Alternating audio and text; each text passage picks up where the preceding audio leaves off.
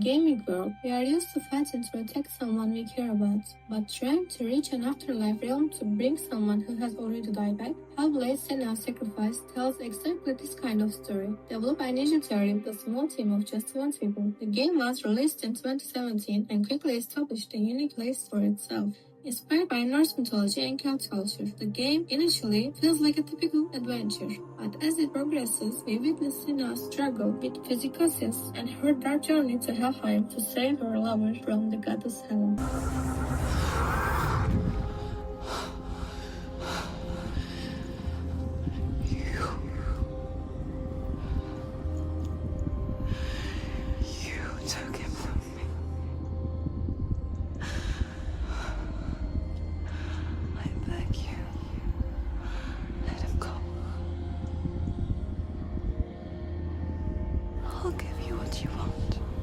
Senua is a warrior from the pagan Pict people, and the story takes place during intense Viking invasions. Dillion's death is also the result of a ritual from this era. Throughout the journey, the story is told by Druth, Hela, Surtr, Valravn, Odin, and Loki, shape of the world and Senua's mental state.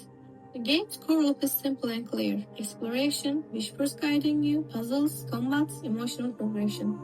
The UI is almost non-existent. There is no traditional HUD. Everything is presented diegetically through the world itself. This makes the experience feel much more personal and intense. Visually, Hellblade is dark, symbolic, and unsettling. Senua's facial animations are incredibly realistic thanks for photogrammetry. The world is full of runes, ritual stones, distorted structures, and mythological imagery.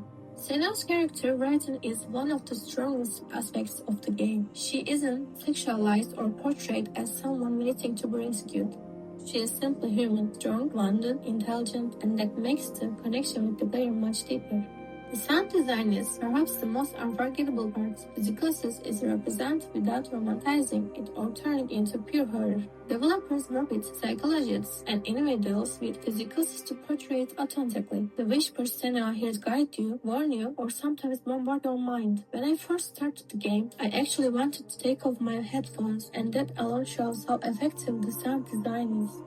You met him by the tree. She met him by the tree. Maybe it's a sign, the tree. What's he trying to tell you? The story doesn't follow a traditional hero's journey. It's more of an internal process of acceptance. The camera stays close to Senua. Sometimes it shakes, sometimes you feel her breathe. It transmits her fear and anxiety directly to the player. The combat system isn't very diverse, but that's not a problem because the game doesn't aim to be an action-heavy experience. Sometimes it's even hard to tell whether the enemies are real or hallucinations. In terms of replayability, Hellblade isn't trying to be a long-term game. There are no side quests, no alternate endings, no multiplayer. It's designed to be a one-time, intense emotional journey. One of the game's strengths is its impact on the community. Many players say the portrayal of mental illness gave them a new level of awareness. Hellblade doesn't just explore mythology, it takes you into the dark labyrinths of the human mind. Of course, there are weak points too. For such a mythologically rich game, the enemy variety is limited. Some puzzles repeat themselves, and Druth's stories could have inspired more in-game illusions or scenes to make the world feel even richer. The final section is the emotional peak of the game. The rot mechanic makes you believe your progress will be erased if you die too many times, creating constant anxiety. When you learn this was never real, you realize that, just like Senua, you've been living through a disturbed reality.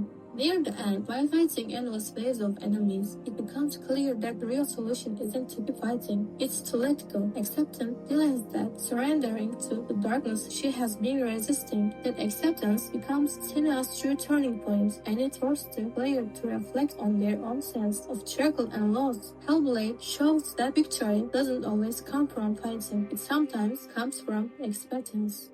I give this game 8 out of 10.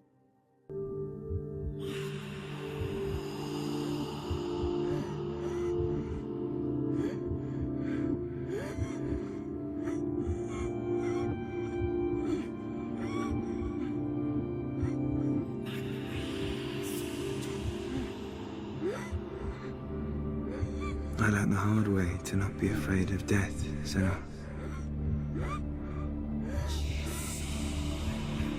Because a life without loss is one without love.